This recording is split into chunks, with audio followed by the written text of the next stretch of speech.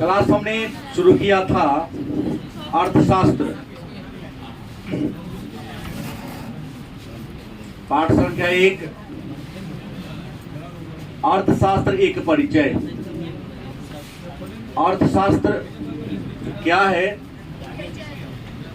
उसकी पहचान क्या है, उसकी अपनी आइडेंटिटी क्या है, इसी के बारे में कल के क्लास में हम लोगों ने परिचर्चा प्रारंभ किया था। इस क्रम में कल के क्लास में हम लोगों ने अर्थशास्त्र के परिचय में आर्थिक क्रिया के बारे में चर्चा किया था। आर्थिक क्रिया के प्रकार के बारे में चर्चा किया था। आर्थिक क्रिया क्या है, आर्थिक क्रिया के प्रकार को चर्चा किया था और आर्थिक क्रिया के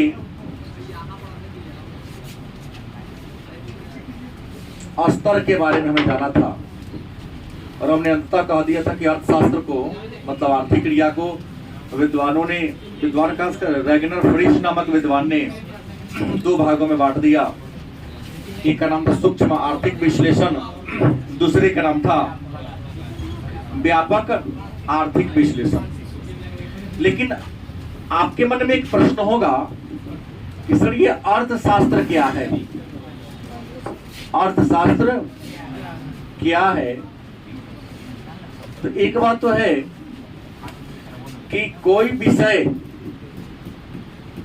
किसी भी विषय के बारे में विस्तार से यदि जानकारी प्राप्त करना है तो उसकी परिभाषा को हमें समझना पड़ेगा। क्या मतलब, किसी विषय की जानकारी हमें मिल जाती है उस विषय के परिभाषा से, डिफिनीशन से। तो अर्थशास्त्र क्या है, तो कल की क्लास में एक लाइन में हमने कह दिया आर्थिक क्रियाओं का विश्लेषण करने वाला, आर्थिक क्रियाओं के बारे में जानकारी देने वाला जो विषय है उसी विषय को हम अर्थशास्त्र के नाम से जानते हैं। 6 इंच और ऊपर जा सकता है क्या? 6 इंच और ऊपर नहीं जाएगा। आर्थिक क्रियाओं के बारे में जो विश्लेषण करने वाला विषय है उसी विषय को हम क्या कहते हैं? अर्थशास्त्र के नाम से जानते हैं। लेकिन अर्थशास्त्र है क्या, अगर इसको हम विस्तार से जानना चाहें तो हमें अर्थशास्त्र की परिभाषा को पढ़ना पड़ेगा। तो अर्थशास्त्र की यदि हम परिभाषा, अंग्रेजी में कहते हैं डेफिनेशन, परिभाषा की बात करें तो अर्थशास्त्र की परिभाषा को विद्वानों ने 5 भागों में बांट दिया। अर्थशास्त्र की परिभाषा को, हालांकि आपके पाठ्य पुस्तक में 4 भाग ही हैं, लेकिन जानने में क्या जाता है, अर्थशास्त्र की परिभाषा को हम 5 भागों में बांटकर पढ़ते हैं। 5 भाग को पढ़ लेंगे तो क्लियर हो जाएगा कि रियल में अर्थशास्त्र है क्या, अर्थशास्त्र कहना चाहता क्या है। तो अर्थशास्त्र की जो पहली परिभाषा है, पहली विचारधारा है, परिभाषा का नाम है धन संबंधी परिभाषा। धन संबंधी परिभाषा। दूसरा जो परिभाषा है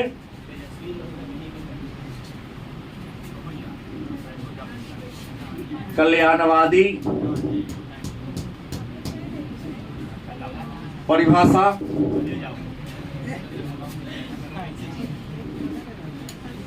दुर्लभता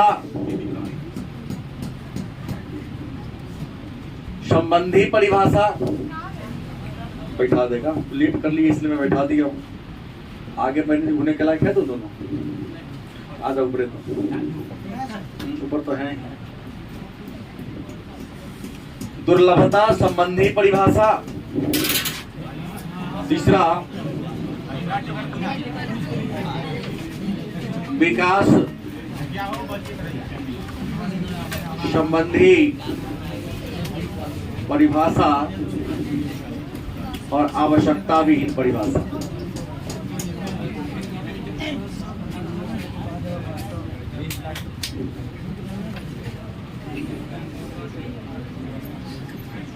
अर्थशास्त्र के परिभाषा को मतलब विषय वस्तु को जानने से पहले हमें पढ़ना होगा परिभाषा। अर्थशास्त्र की परिभाषा क्या है? तो अर्थशास्त्र की परिभाषा तो सबसे पहले धन संबंधी परिभाषा जान लें। और धन संबंधी परिभाषा ये दिया था एडम स्मिथ ने। एडम स्मिथ नामक विद्वान ने धन संबंधी परिभाषा दिया और इन्होंने एक पुस्तक लिखी थी, wealth of nation. Adam Smith के द्वारा लिखा गया किताब का नाम क्या है? वेल्थ ऑफ नेशन, हिंदी में राष्ट्र की संपत्ति। और इसी एडम स्मिथ को अर्थशास्त्र का जनक या अर्थशास्त्र का पिता माना जाता है। कल के क्लास में हमने बताया था। एडम स्मिथ ने अर्थशास्त्र को परिभाषित करते हुए कहा था कि अर्थशास्त्र धन का विज्ञान। क्या है? अर्थशास्त्र धन संबंधी परिभाषा एडम स्मिथ ने दिया। इन्होंने क्या कहा कि अर्थशास्त्र धन संबंधी विज्ञान है। और एडम स्मिथ के बातों का समर्थन कई विद्वान कर दिए। जे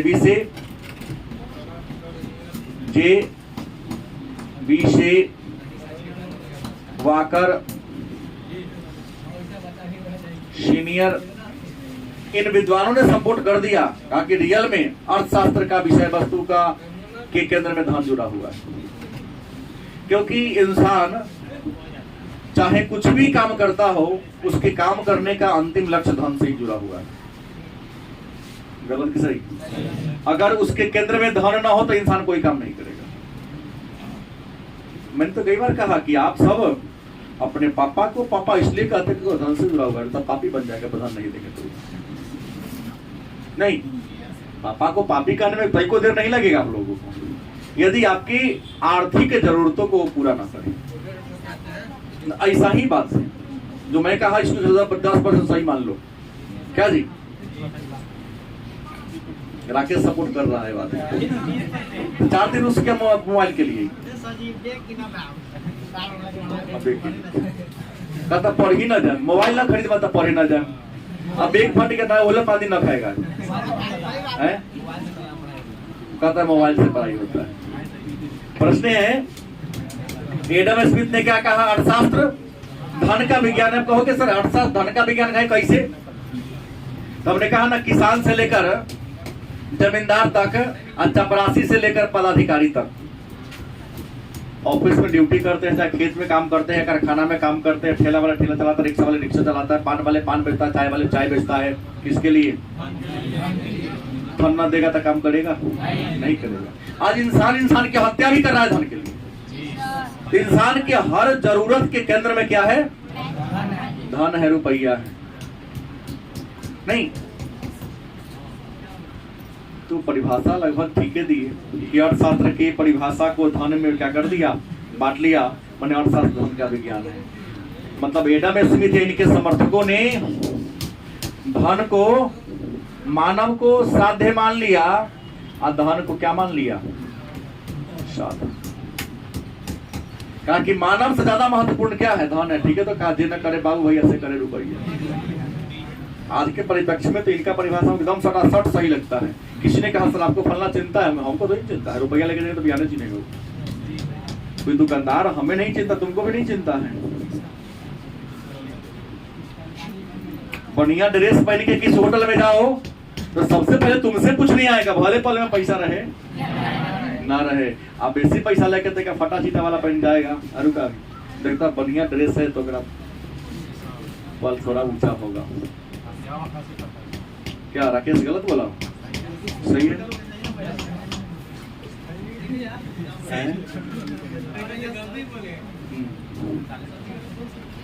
तो हमने कहा अर्थशास्त्र किसका विज्ञान है? बात समझ गए? काहे कह दिया? क्योंकि मानव की सभी क्रिया किससे जुड़ी है? मानव की सभी जरूरतें किससे पूरा होती है? क्या धन ना होगा तो कोई इंसान धन के बिना एक कदम आगे नहीं चलता है, चल ही नहीं पाएगा। जैसे लोहा के बिना इंसान कुछ नहीं कर सकता है, जन्म से लेकर मृत्यु तक लोहा आपकी जरूरत को पूरा करता है। वैसे ही जन्म से लेकर मृत्यु तक, जन्म हुआ जिस समय उस समय आपके प्लेसेंटा को काटने के लिए ब्लेड पैसा से दिया होगा, फ्री में कोई नहीं देता। अरे इंसान को मरने के लिए जहर खाने की जरूरत हो, जहर भी पैसा से देता है, फ्री में कोई नहीं देता, खा को मर जाएगा तो पैसा नहीं। लेकिन एक विद्वान थे मार्शल, कौन थे? मार्शल महोदय ने कहा कि श्रीमान एडम स्मिथ महोदय ऊंचा पद प्राप्त करके बहकिए नहीं, बहुत गलत बात बोल रहे हैं। कि अर्थशास्त्र धन का विज्ञान नहीं है, अर्थशास्त्र मानव कल्याण का विज्ञान है। किसका विज्ञान है? तो कल्याण संबंधी परिभाषा कौन दिया? मार्शल महोदय ने दिया। और इन्होंने कहा कि अर्थशास्त्र में उन्हीं चीजों का अध्ययन करते हैं जो मानव के कल्याण से जुड़ा हुआ है, जिससे मानव का कल्याण नहीं होता उस चीजों का अध्ययन शास्त्र न करते हैं। बात बुझ गए? अर्थशास्त्र मानव कल्याण का विज्ञान है, कौन कहा? और इन्होंने अपने परिभाषा को क्लियर करते हुए कहा कि हम अर्थशास्त्र में उन्हीं विषय को, उन्हीं बात को अध्ययन करते हैं, उसी चीज को पढ़ते हैं जिससे मानव का कल्याण छुपा हुआ है। अगर मानव का कल्याण किसी में ना हो तो हम उसको अर्थशास्त्र में अध्ययन नहीं करेंगे, पढ़वे नहीं करेंगे। मतलब अर्थशास्त्र मानव कल्याण का, मालूम है अर्थशास्त्र बड़ा सुंदर विषय है, जीने की कला सिखाती है। कम संसाधन में तुम व्यवस्थित लाइफ कैसे जी सकते हो, अगर इसकी जानकारी लेना है तो होम साइंस और इकोनॉमिक्स को पढ़ो। होम साइंस घर को मैनेजमेंट करने का तौर तरीका सिखाता है, अर्थशास्त्र रुपया को मैनेजमेंट करने का तौर तरीका सिखाता है। एक अर्थशास्त्री कभी गरीब नहीं हो सकता है, क्योंकि जानता है कि हमारी इनकम क्या है और हमें इन्वेस्ट कहाँ जीवन में कहाँ इन्वेस्ट करना है। तो अपने आय और व्यय में सामंजस्य स्थापित करने का तौर तरीका इकोनॉमिक्स सिखाता है। तो बाकी भी सारा तो सीधा उड़ा दो ना, खर्चा करो, आमदनी कहाँ से आएगा बाद में सोचा जाएगा। तो हर बार बैलेंस सबका क्या होगा बनाएगा। जैसे किसी का बात हमने सुना, ग्रामीण क्षेत्र में कहा कि 60 कमाना 62 खाना, बिहार छोड़ के, दिल्ली छोड़ के बिहार ना आना। मैंने 60 को कमाते हैं, 62 को खर्चा कर देते हैं। तो दिल्ली से बिहार के ना भाई, क्योंकि बचते हर महीना 2 रुपया हमारे पकड़ रहता है। तो 12 महीना में कितना रुपया कर्जा हो गया? 24 रुपया। तो 24 को सधाएंगे तब ना दिल्ली से घर आएंगे। पिताजी का प्रेशर आया था, कहा किराया भेजना था वो। इसके पीछे रीजन क्या है? वो पढ़ा लिखा।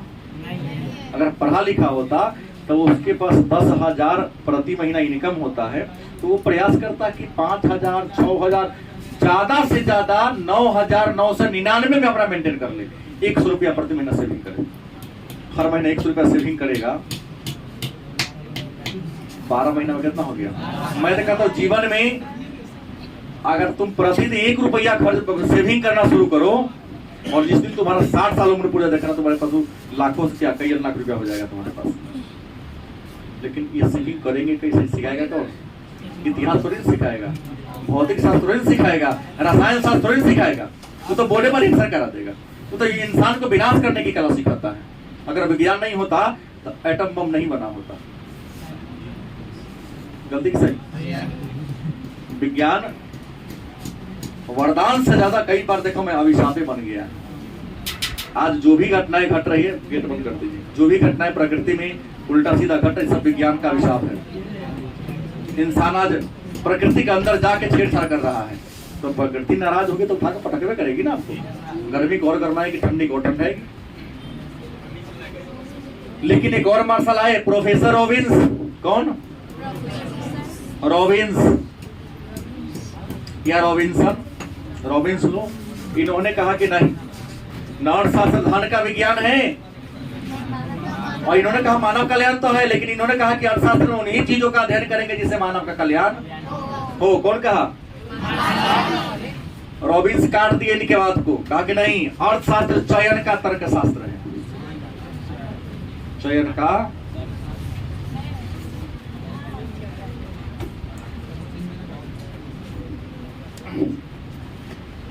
अर्थशास्त्र क्या है? चयन का तर्क शास्त्र है।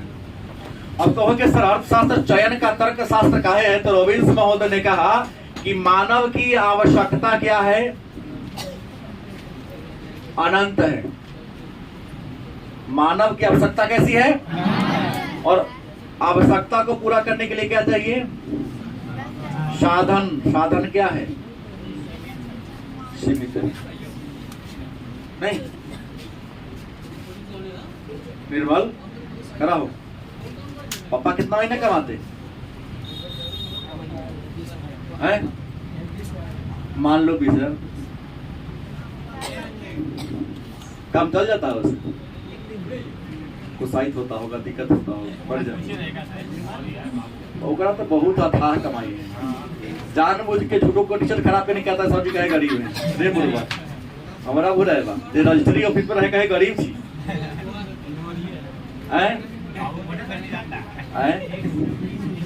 देखा जानता हूँ ना, हमने कहा मानव की आवश्यकता अनंत है, गलत नहीं बोला, सही बोला हूँ। एक आवश्यकता पूरा हुआ नहीं, दूसरी आवश्यकता प्रारंभ हो जाती है। क्या आप लोग के पिताजी तब सोचते ही होंगे पापा फलाना चीज ले ले यहाँ बुला दे जा, अभी तक घट गया, फिर किताब लाया तो कॉपी गया, कॉपी लाया तो पेंसिल गया, पेंसिल आया तो देखा ना शॉर्ट फाट के सही छोटा खरीदा तो फूलो पैंट पुरान हो गए, बड़ा कई जगह फटाई छे उगरई छे, अब फुटत चटी गए, चटी आया तो बनियाइन मसक रहा है। आज सब ठीक है तो फैशन में पापा नया चेंज हो गए, ये याद अपनी गलती बोले छे। हां दोस्तवा से देखो ई डिजाइन के पहन लई है, हमरा ठीक ना लगे छे। अच्छा वो सब चीज हुआ तो 84 दिन पूरे क्या रिचार्ज करा दीजिए। टेंशन से मुक्ति के लिए सबके पापा 84 दिन लगा देते हैं, जो 3 महीना टेंशन से फ्री तरह में करा से। मानव की आवश्यकता क्या है? बहुत है। कोई कह देगा सर मेरी आवश्यकता सीमित है, गलत बात बोल रहा है, वो बात बनाने वाला लड़का हो गया। लेकिन आवश्यकता को पूरा करने के साधन कहा ना सर 20,000 आमदनी है, ये उदाहरण दिया हूँ, कितना ज्यादा मैं नहीं जानता, लेकिन इसने कहा 20 तो मान लो, जरूरत 20,000 से ज्यादा का होगा। इसका ही मन ज्यादा होगा, इसके पिताजी का ही मन होता कि ज्यादा ये कर देते, लेकिन मजबूरी है कि आवश्यकता है, वो पैसा का रुपया है, 20,000 को 30 दिन में मेंटेन करना है। गलत सही? उस 20,000 को 30 दिन में क्या कर देना है? मेंटेन करना है। नहीं करेंगे, बेसी करेंगे तो कर्जा लग देगा। एक बार कर्जा में दब गया, जो बार बार कर्जा में दबता रहेगा। इन्होंने कहा कि न चयन करो, अर्थशास्त्र केवल इतिहास की तरह है और रटने का चीज नहीं है, चयन करने का चीज है, क्योंकि आवश्यकता अनंत है, साधन क्या है? लेकिन एक बात है, सभी आवश्यकता क्या होते हैं? तीव्र नहीं होती है। क्या सभी आवश्यकता तीव्र होती है? 10 बज रहा है, उस समय सबसे ज्यादा जरूरत है फिल्म देखने का कि भोजन करने का। बिना फिल्म के काम नहीं चलेगा, बिना फिल्म के काम चल जाएगा, लेकिन बिना भोजन के काम नहीं। हमने कहा ना आवश्यकता अनंत है, लेकिन साधन क्या है? तो सीमित साधनों को तुम ऐसे मैनेजमेंट करो ना कि जो जरूरत ज्यादा इंपॉर्टेंट है उसको पहले पूरा करो, और जिसको टाला जा सके उसे टालते रहो। जो ज्यादा महत्वपूर्ण है उसको क्या कर लो? पहले पूरा करो। आज इसकी जरूरत क्या है? कम, उसको टालते रहो। फिल्म के बिना काम चल सकल नहीं देखेंगे क्या? महीना में 4 देखते हैं, एगो देखेंगे या नहीं देखेंगे क्या जी? तो चयन ये करना है आपको कि जरूरत ज्यादा है, पैसा क्या है, तो जो जरूरत ज्यादा महत्वपूर्ण है पूरा कर लेंगे। आज जिसके बिना मेरा काम चल सके, जिसके बिना मेरा काम चल सके, जिसके बिना आपका काम चल सके, उसे क्या करते रहो? आप टालते रहो। गलत की सही? अब अगला सवाल है, अगला महत्वपूर्ण बात यह है, तो मार्शल महोदय ने कहा कि अर्थशास्त्र में उन्हीं बातों का अध्ययन करेंगे जो मानव के कल्याण से जुड़ा हो। उन चीजों का अध्ययन कभी नहीं करेंगे जिससे मानव का कल्याण जुड़ा हुआ। लेकिन हमारे रॉबिन्स महोदय कहे कि नहीं, हम अर्थशास्त्र में उन चीजों का भी अध्ययन करेंगे जिससे मानव कल्याण हो, चाहे इनकम जुड़ा हुआ। जैसे शराब जो ऐसा विषय है जिससे मानव का कल्याण नहीं होता है, तो मार्शल के अनुसार अर्थशास्त्र में शराब का अध्ययन करना ठीक बात है। लेकिन रॉबिन्स कहा कि नहीं, हम शराब का अध्ययन करें। कुछ ऐसे भी लोग हैं जो शराब पीते हैं तो उनकी इफिशियंसी घट जाती है, लेकिन कुछ ऐसे लोग हैं कि शराब ना पीगा तो उससे काम नहीं होगा। तो अगर शराब पी के काम को 4 गुना बेसी कर लेता है तो उसको शराब पियाओ। बिल्कुल सही। और शराब के बिक्री से सरकार को टैक्स मिल रहा है, उससे सरकार के राजस्व में क्या हो रही है, वृद्धि हो रही है। तो फिर हम लोग क्यों लगाएंगे? क्योंकि अर्थशास्त्र का विज्ञान आपने कहा आर्थिक क्रिया का अध्ययन यहाँ करते हैं, और शराब के क्रय विक्रय से अर्थ की प्राप्ति होती, तो हम अध्ययन क्यों नहीं करें इसका भाई? क्योंकि इससे राष्ट्र की इनकम क्या हो रही है। हाँ, यूज करने के तौर तरीका पर उंगली उठा सकते हैं। इतना खराब तो अमेरिका में इतना नहीं चलता, चीन में इतना नहीं चलता। एक विद्वान है सैमुअलसन, जिन्होंने विकास संबंधी परिभाषा दिया कि मानव की बढ़ती आवश्यकता ही, मानव की जो आवश्यकता बढ़ रही है, बढ़ती आवश्यकता उसके विकास का प्रतीक है। तो बढ़ती आवश्यकता का अनुसार अर्थशास्त्र का विषय सामग्री का चयन करना पड़ेगा। और एक थे प्रोफेसर मेहता, हालांकि इसको हटा दिया गया है। प्रोफेसर मेहता ने अर्थशास्त्र की आवश्यकता विहीन परिभाषा, लेकिन यदि सारे परिभाषाओं का हम अध्ययन करें तो अर्थशास्त्र क्या है क्लियर हो जाता है कि अर्थशास्त्र एक सामाजिक विज्ञान है जिसमें सामान्य मानव के आर्थिक क्रियाओं का अध्ययन किया, पागल का अध्ययन नहीं करता है। मानव के सामान्य आर्थिक क्रियाओं का अध्ययन करने वाला विषय ही क्या है। आपको ये 5 बातें याद रखना है कि अर्थशास्त्र का धन संबंधी परिभाषा, कहीं चारों तीनों का और नाम दे लिख देगा, सभी तो सब याद रखना पड़ेगा। कल्याण संबंधी परिभाषा, दुर्लभता संबंधी परिभाषा, विकास संबंधी परिभाषा, आवश्यकता विहीन परिभाषा। प्रोफेसर, अब सवाल है कि सर रियल में ये अर्थशास्त्र का परिभाषा तो जान लिए कि अर्थशास्त्र क्या है। क्या है मतलब विज्ञान है या कला है? नहीं, अर्थशास्त्र अगर एक विषय है, इसको हम विज्ञान की श्रेणी में रखें या कला की श्रेणी में रखें, तो सबसे बड़ी बात तो आप जान लें कि ज्ञान की कितनी शाखा हैं? 2। एक का नाम है विज्ञान और दूसरा का नाम है कला। ज्ञान की कितनी शाखाएं हैं? 2। एक का नाम क्या है? विज्ञान। दूसरे का नाम क्या है? अब विज्ञान कहते किसे हैं तो सभी को पता है, किसी भी विषय के क्रमबद्ध ज्ञान को, लगातार ज्ञान को विज्ञान कहते हैं।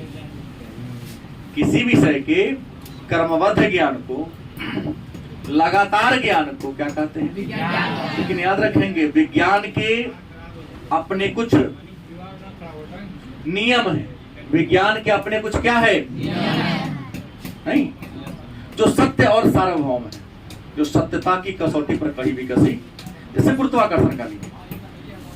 एक वस्तु का वह गुण जिसके द्वारा वह दूसरी वस्तु को अपनी ओर खींचता है, क्या करता है? गुरुत्वाकर्षण कहलाता है। यह गुरुत्वाकर्षण का नियम, अगर पेड़ पर से पत्ता को छोड़ते हैं, फल गिरता है तो धरती पर आएगा, ऊपर नहीं जाएगा। भारत में हो रहा है, अमेरिका में होगा। ये थोड़ी नहीं कि अमेरिका में फल ऊपर चल जाएगा, अब भारत में नीचे गिरेगा। तो विज्ञान का नियम सत्य है। ये तो वैसे ही अर्थशास्त्र में कुछ नियम है, जैसे मांग का नियम। कीमत कम होता था डिमांड ज्यादा होता है, डिमांड और कीमत ज्यादा होता है, डिमांड क्या होता है? ये नियम भारतों में लागू है, अमेरिका में लागू है। ये नहीं कि अमेरिका धनिक देश है तो वहाँ कीमत होगा तो लोग कम खरीदेगा, हाँ कीमत बढ़ेगा ज्यादा खरीदेगा, ऐसा नियम नहीं है। वहां भी कीमत घटता तो लोग डिमांड ज्यादा करता है, मतलब higher the price lower the demand and lower the price higher the demand. तात्पर्य यह है कि डिमांड ज्यादा है, इसका मतलब मूल्य है कम है, और डिमांड कम है, इसका मतलब मूल्य। एक समय था जब गोभी लोग या भिंडी लोग 250 ग्राम, आधा किलो करेला 2-3 गुआ भी खरीदते थे। अब तो 20 रुपए या 30 रुपए किलो देता है, आइडिया ही नहीं है, 20 या 30 ही होगा। तो आधा किलो 1 किलो से कम कोई खरीदता नहीं तो पहले देखते बच्चे तो खाते, करेला है तो तीखा लगता है, हम अकेले खाने वाले 3 को चूक के रख दिए, एक शाम का काम चल जाएगा मेरा। लड़का सकता लेकिन तोने के आलू सोयाबीन था, कारी एकदम टकाटक है, मम्मी खुश है तो आलू सोयाबीन बना दी, आप लोग भी प्रसन्न हो गए। गलत कि सही? हरा साग सब्जी में कौन खाएगा ही, अब बनाने में टाइम लगता है। फिर आइए, किसी विषय के क्रमगत ज्ञान को क्या कहते हैं? मतलब किसी विषय के कैसा ज्ञान?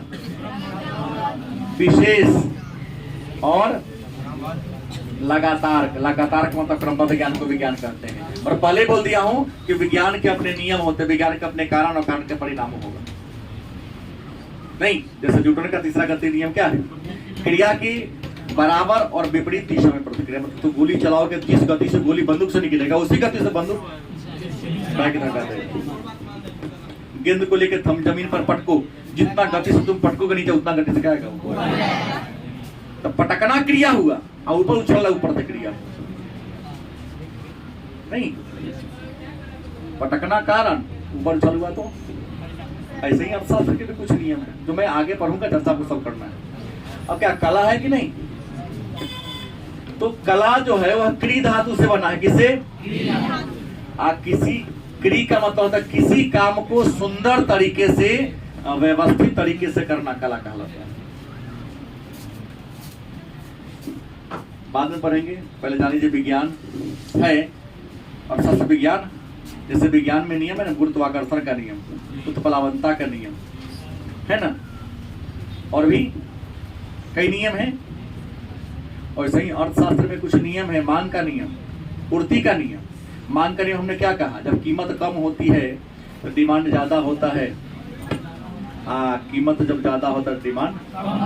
पूर्ति का नियम जस्ट उल्टा है, जब कीमत बढ़ती है तो लोग सामान को ज्यादा बेचता है, भाव ऐसे मिलेगा। कीमत घटता है तो बिजनेसमैन अपन सामान को स्टॉक कर देता है। गलत सही? आलू सस्ता था तो लोग खरीद खरीद के स्टॉक पर ठूस दिया। अच्छा इसी महंगा होगा, लोग अपने घर से आलू को निकाल के बाजार में, गोदाम से आलू को निकाल के बाजार में लाना शुरू करेंगे। जलबिन मीट पियासी, यहाँ ज्ञान का बौछार हो रहा है, वो आ रहा है और कहीं नहीं लगा रहा था।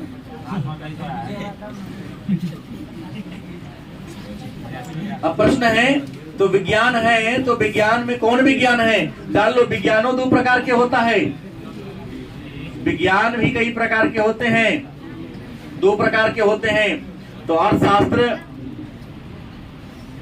वास्तविक विज्ञान है या आदर्शवादी विज्ञान?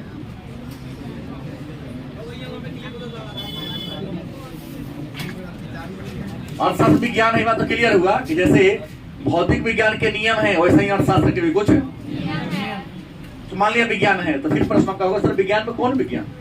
तो अभी तो जानते ही नहीं थे क्या आदर्शवादी विज्ञान होता है, आपके विज्ञान होता है, सीधे पढ़ लिया विज्ञान होता है। तो 10 तक उतना ही जाना नहीं था, उसे जाना नहीं था। अब विज्ञान है तो कौन विज्ञान है? या तो वास्तविक विज्ञान है कि आदर्श? तो आपके मन में प्रश्न होगा कि सर वास्तविक विज्ञान हम कहेंगे किसे और आदर्शवादी विज्ञान कहेंगे किसे? तो वास्तविक विज्ञान उस विज्ञान को कहते हैं जिसमें कारण और परिणाम के बारे में, कारण और चर्चा किया जाता है।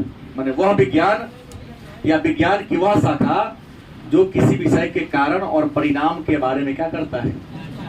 चर्चा करता है, उल्लेख करता है, उसे क्या कहते हैं? वास्तविक विज्ञान। जैसे या कारण और परिणाम, अच्छाई बुराई का नहीं, केवल कारण। जैसे जहर खाने से मरता है, तो क्या जहर खाना तो नहीं बताएगा? तो वह विज्ञान जो किसी विषय के कारण माने और परिणाम, अच्छाई और बुराई के बारे में चर्चा कर देगा, उससे ज्यादा दिमाग लगाएगा नहीं, तो उस विज्ञान को क्या कहते हैं? अब कहेंगे सर वास्तविक विज्ञान के समर्थक कौन है? तो जे बी से, उसके बाद रॉबिन्स। कौन है? ये विद्वान है, विद्वान है जिन्होंने अर्थशास्त्र को विज्ञान माना। और वास्तविक विज्ञान उस विज्ञान को कहते हैं जो किसी विषय के कारण और परिणाम के बारे में क्या करता है? चर्चा करता है। मतलब यह सीधा कहता है कि वह विज्ञान जो किसी समस्या का अध्ययन, समस्या का उसी रूप में करता है जिस रूप में वो क्या होती है, समस्या होती है, उससे ज्यादा दिमाग लगाने का काम। लेकिन कुछ विद्वान कहते कि नहीं, अर्थशास्त्र वास्तविक विज्ञान नहीं है, बल्कि कैसा विज्ञान है। अब कहेंगे सर आदर्शवादी विज्ञान किसे कहते हैं? तो आदर्शवादी विज्ञान उस विद्वान विज्ञान को कहते हैं जिसका संबंध क्या होना चाहिए। मतलब वह विज्ञान जिसका संबंध क्या होना चाहिए से है। इसने गलती किया तो इसका सजा क्या होने लगा चाहिए। ऐसा तर्क करने वाला जो विज्ञान होगा उसको हम कहते हैं आदर्श। मतलब अच्छाई का अध्ययन अच्छाई के रूप में करें, या बुराई का अध्ययन, तो ऐसे विज्ञान को क्या कहेंगे? आदर्शवादी विज्ञान कहेंगे। और आदर्शवादी विज्ञान के समर्थक कौन है? मार्शल, पीगो, हार्ट्रे और किन्स। इन विद्वानों ने कहा कि नहीं, अर्थशास्त्र आदर्शवादी विज्ञान है। लेकिन मैं आगे चर्चा करूं तो कुछ ऐसे भी विद्वान आए, कई बार पूछा गया प्रश्न है, इन्होंने कहा कि अर्थशास्त्र आदर्शवादी विज्ञान भी है और मतलब कॉम्बो है, दोनों का मिला जुला रूप है। और यह बात कहा था कौन? फ्रीडमैन ने। फ्रीडमैन नामक विद्वान ने कहा था कि अर्थशास्त्र आदर्शवादी विज्ञान भी है और वास्तविक विज्ञान भी है। मतलब समय के अनुसार कभी आदर्शवादी हो जाता है तो कभी वास्तविक हो जाता है। जैसे आप लोग ही जब छोटे भाई बहन के सामने प्रवचन देना होता, लंबा लंबा हाँक देते हैं, लगता है कि हमने जीवन में कोई गलती किया ही नहीं। जब अपना पर हुआ है, दुनिया में सबसे काम आसान काम क्या है? बोलो। उपदेश देना माने भाषण में। और सबसे कठिन काम क्या है? फॉलो करना अपने जीवन में। नहीं,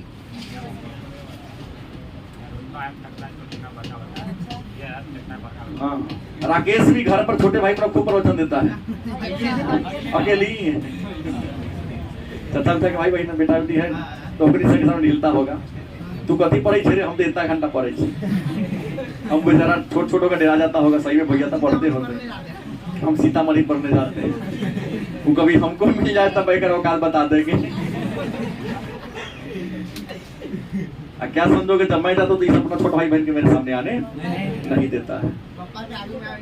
पापा जी को तो नहीं देता है कि हमारा पोल खुल जाएगा। तो फ्रीडमैन ने क्या कहा? कौन विज्ञान है?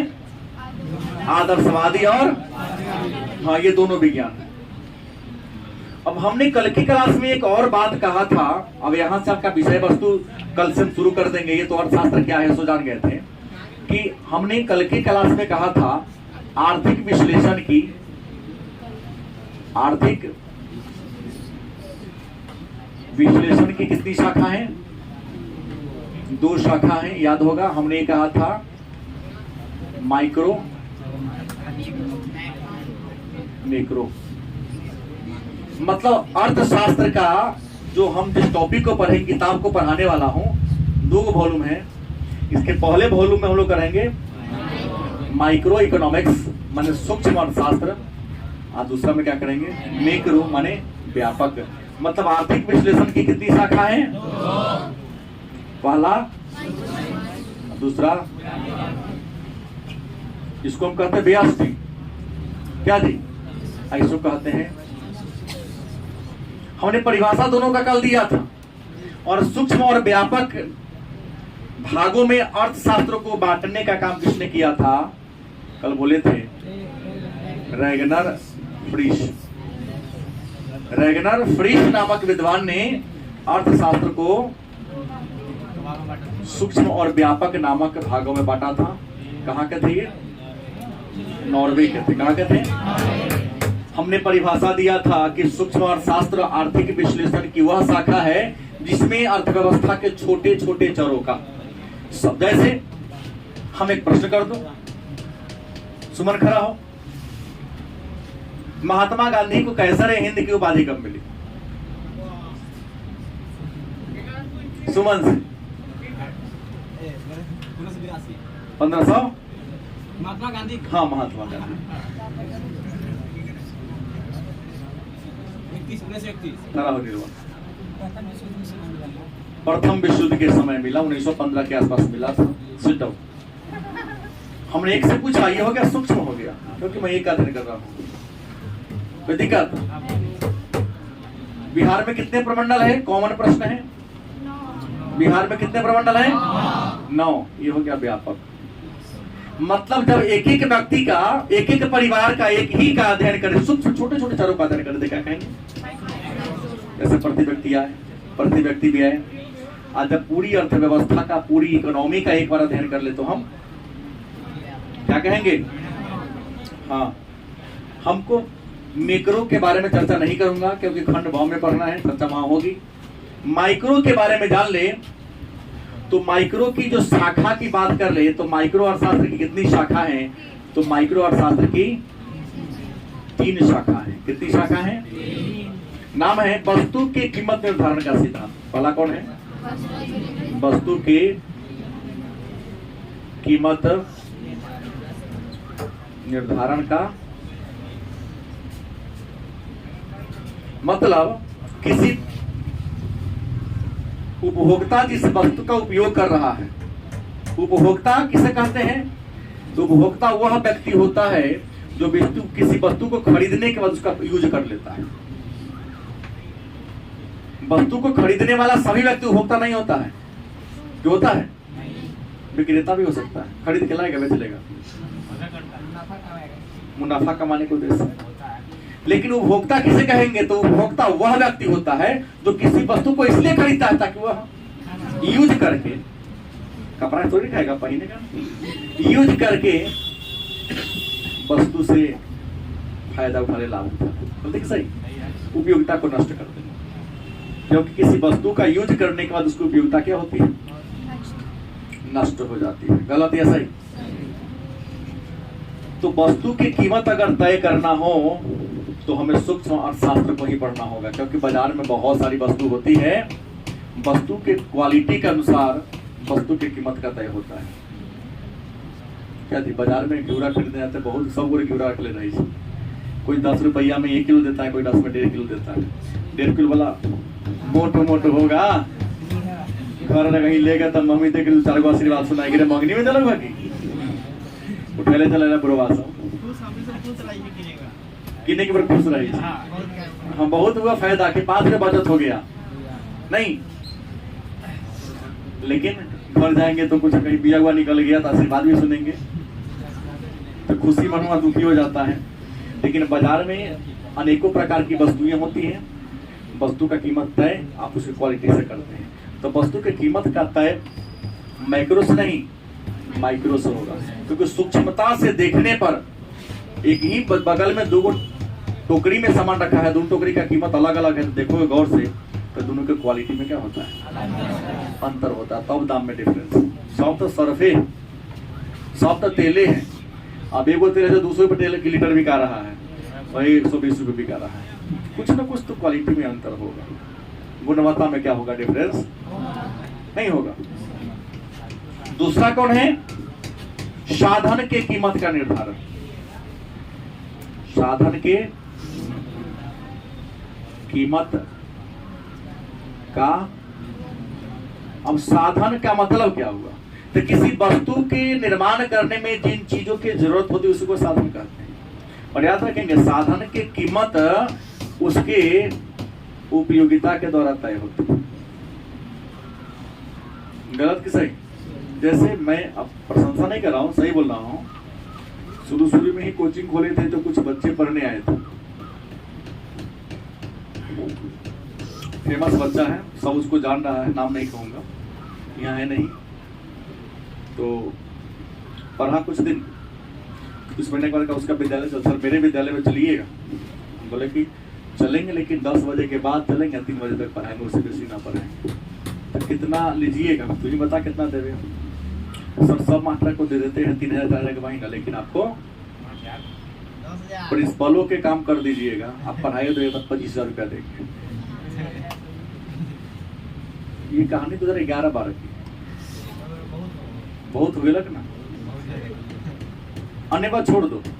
अभी सुमन कहा कि सर मेरे यहाँ कुछ दिन पहले इसका घर बन रहा था, बन गया, भोज नहीं खिलाया, लेकिन तो ये हो खुशी की बात नहीं, तो मंदिर हो गई था। अब घर तुम्हारा बना है तो उसमें एक मिस्त्री रहा होगा जो ईंट को जोड़ा होगा, और लेबर जो ईंटा 2 मंजिला पर ले गया होगा, लेबर को रुपया दिया प्रतिदिन के हिसाब से 400, मिस्त्री को। अब कोई बात नहीं है, सामान्य बात बोल रहा हूँ। लेबर ज्यादा मेहनत कर रहा है, मैं ये सिद्ध करना चाहूँ, लेबर का मेहनत 12 को 10 को 9 को ईंटा माथा पर रखता है, जमीन पर उठा के 2 मंजिला छत पर ले जाता है, देते हो तो कई रुपया।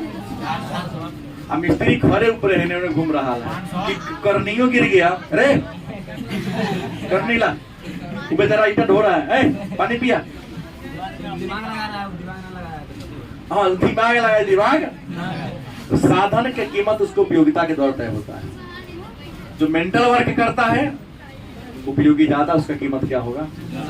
देश से कमाई थी, पढ़े के भले लेखने बहु है लाकी राकेश, पढ़े के पूरी याद रहता हो तो वहां तो वेतन कम देवे करेगा। राकेश उदाहरण लेता हूं, लेकिन ओकरा कहा तुम सबको कह रहा हूं, क्योंकि तुम अपने आप को जितना जलाओगे, जो जितना ज्यादा जलेगा वो उतना ही ज्यादा प्रकाश देगा। नहीं सोचो कि जले नहीं प्रकाशित हो, असंभव है। तुमने चाणक्य ने कह दिया कि पानी से नहा कर क्या राजू देह साफ कर सकते हो, पसीना से नहाकर इतिहास बदल सकते हो, है? हाँ जी सर। साधन की कीमत तय करते हैं सूक्ष्म अर्थशास्त्र से। और तीसरा है आर्थिक कल्याण का सिद्धांत। कौन है?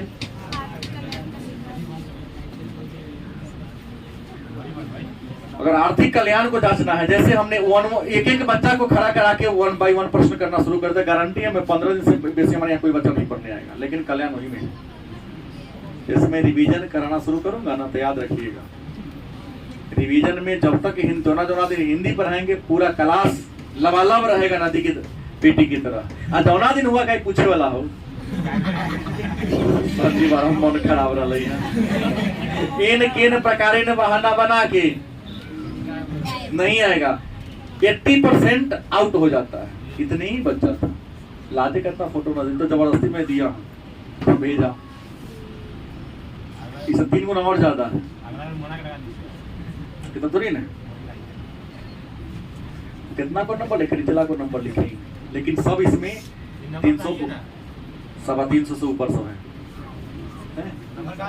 कुछ लोगों का नहीं है, एक और आ रहा है, कुछ लोगों का नहीं है, लेकिन सक्रिय सबका है। जो इसमें है इतना कंटिन्यू रिवीजन में भी रह गया, रिवीजन शुरू हुआ भाग गया, देशोरवा सब ब्रेन चोर सब, उस सबको यहाँ नहीं डाला गया है। उदाहरण तुम्हारे यहाँ का 2 है ना, अमित अन्य अमर तो खैर लास्ट में जी आ गया तो 350 नंबर आया लगभग। अमित भी लगातार ये करते रह गया, शाम में टेस्ट सीरीज में शामिल होते रह गया, तो कम से कम फर्स्ट तो हो गया। फर्स्ट हाँ, हमको तो फोन किया तो भरोसे तू पास हो गया, हमको भरोसा ही नहीं था ओकरा। लेकिन एक बात है, रिवीजन में कुछ भी रहे, हर दिन तुम्हारे गांव का मनीष सुन रहा, हर दिन आता था, 7 को लिखना 5 खाली लघु तड़िए लिखता था, लिखता आदित्य से भगवरवा सब था, लेकिन आता तो सुनी रह जाता था। वो है नीतीश है, ओकरा खाली 5 मिनट लगता था, तो 5 मिनट लगेगा तो 5 मिनट से बाहर हो गया होगा, सेकंड हो गया होगा। हाँ, खाली प्यास लगता था। तो ये हो गया, इसके 3 गो शाखाएं हैं। अब मन में होगा सर इसका इंपोर्टेंस क्या है, तो सूक्ष्म अर्थशास्त्र का महत्व की बात करेंगे तो पूरी अर्थव्यवस्था को जानकारी प्राप्त करना है तो ये होगा अध्ययन करना ही पड़ेगा। नहीं अब तुम्हारे परिवार का माहौल कैसा है, मैं तो हम बैठले बैठले कह दूंगा ओके सर कैसे आप अंतर्यामी थोड़ी नहीं तोरा से थोड़ा अकेले बतियाएंगे।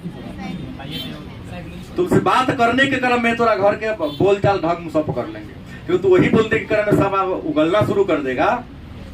ऐसे प्रश्न ही मैं करूंगा, ऐसे बतियाऊंगा ही कि अंदर के खुल के घर के पूरा माहौल तुम पकड़ देगा। क्योंकि इंसान अपनी वास्तविकता को अधिक से अधिक 5 मिनट छुपा सकता है, 50 मिनट में छुपा सकता है नहीं। तो व्यक्तिगत इकाई का अध्ययन जरूरी इसलिए है क्योंकि जब तक व्यक्ति का अध्ययन नहीं करोगे समाज का अध्ययन नहीं कर पाओगे। दूसरा, आर्थिक समस्या का समाधान करना है तो हर व्यक्ति का विश्लेषण करना पड़ेगा। 10 को व्यक्ति कमाएगा, 15 को बैठ के खाएगा तो देश का विकास। तो हर व्यक्ति का विश्लेषण करो, आखिर कमाता क्यों नहीं, उसके तह में जाओ, उसको पता लगाओ। लेकिन तह में जाके पता लगाना तो हर आदमी का विश्लेषण करना होगा। और व्यक्तिगत इकाइयों का अध्ययन सूक्ष्म अर्थशास्त्र करता है। मतलब सूक्ष्म अर्थशास्त्र का व्यक्ति के जीवन में बड़ा महत्वपूर्ण स्थान है, क्योंकि सूक्ष्म अर्थशास्त्र की सहायता से ही व्यापक अर्थशास्त्र की सीमा का क्या होता है, निर्धारण होता है। कि हम लोगों ने अर्थशास्त्र के परिचय को पढ़ा। कल का जो टॉपिक है और ज्यादा महत्वपूर्ण होगा कि आर्थिक समस्या क्या है, आर्थिक समस्या है क्या, उत्पन्न क्यों होती है और आर्थिक समस्या का समाधान हम कैसे करेंगे। उत्पादन क्या है, उत्पादन कैसे होता है, उत्पादन के तरीके कौन कौन हैं, उत्पादन कौन करता है, किसके लिए करता है, वस्तु का कीमत तय कैसे होता है, इन सारी बातों का विश्लेषण कल के क्लास में। ठीक है।